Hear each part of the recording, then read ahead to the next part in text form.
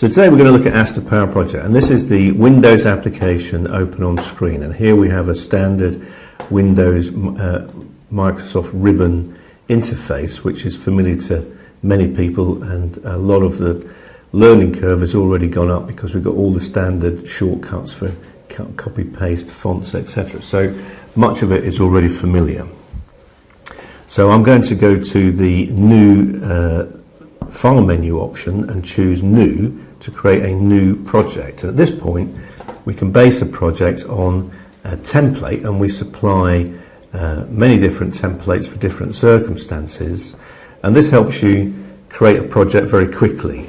So if you're going to send a fax later on, you're going to open Microsoft Word, and you're not going to start and find out where your logo is and where to and from goes from. You're going to choose a template that somebody else has made, a fax header, and you're going to fill in the details. The same situation here. We can have many libraries, calendars and reports already established in a template. So we need to say the minimum amount of information. We need to say what is the name of the project that I'm going to create as a data file. This is the default folder in which it's going to be placed, which we could change with the browse button. This is the name of the project that we're going to create. So this could be 27 Newlands Avenue, which is whatever the name of the project is for yourself.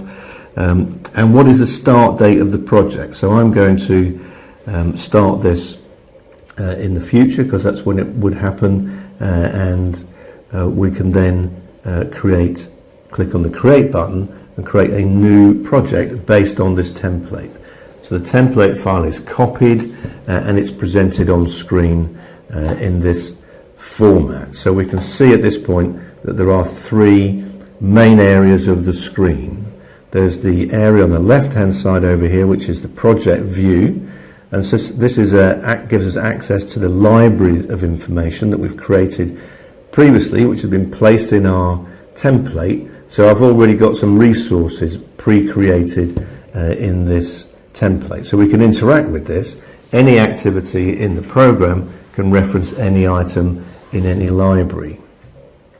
The second main element of the screen is this spreadsheet area, which is, unlike Excel for example, this is column based.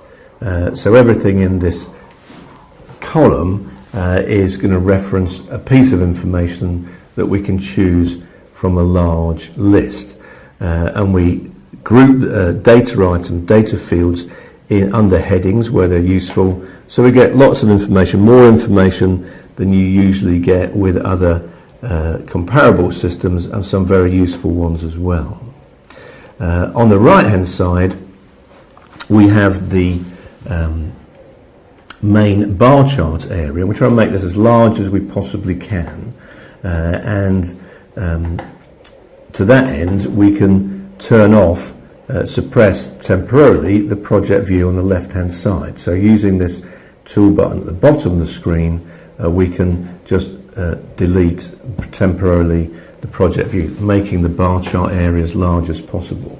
At the top of the screen, the date zone, as it's known, is very important, and this one's got 4 different date rows, but we could have up to 10 different rows in this particular area. So here I could put another entry in which shows us the week number that I would find in my diary.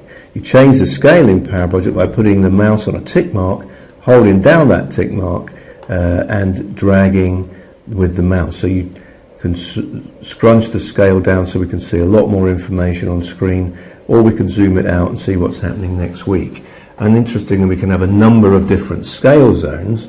So everything after 2013, I can right mouse click at that point, insert a new scale zone, and everything to the right of that line can now be at a different scale to everything on the left of that line. So in that way we can accommodate large schedules on small sheets of paper, for example.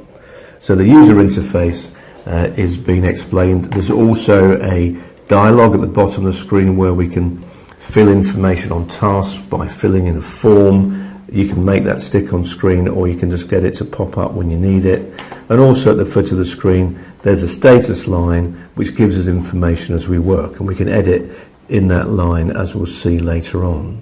So that's everything that we've done so far. The usual options now available on the various ribbon tabs.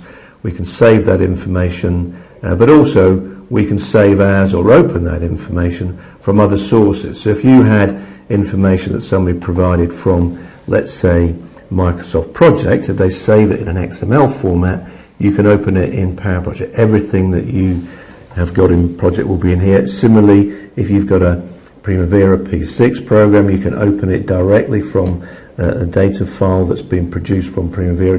Ditto the slightly older P3 Primavera and another system called SureTrack. So we can exchange data seamlessly with lots of different systems in the marketplace.